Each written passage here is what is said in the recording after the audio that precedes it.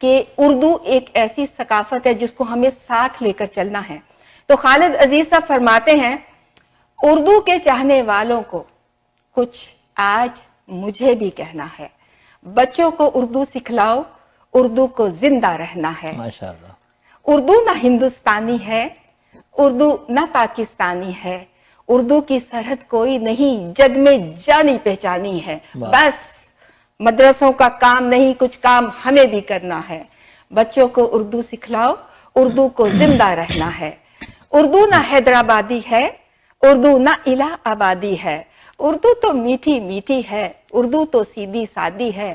اردو ہر گھر کی بیٹی ہے, اردو ہر گھر کا گہنا ہے. بچوں کو اردو سکھلاؤ, اردو کو زندہ رہنا ہے. اردو ہے بولی لشکر کی, اردو ہے بولی ہر گھر کی.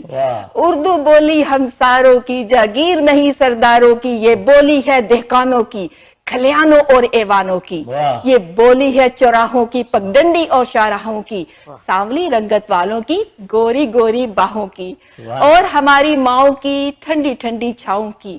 اردو میں بردر بھیا ہے, اردو میں سسٹر بہنا ہے. اردو کے سبھی چاہنے والوں سے خالد عزیز صاحب کو بس یہی کہنا ہے, بچوں کو اردو سکھلاؤ, اردو کو زندہ رہنا ہے.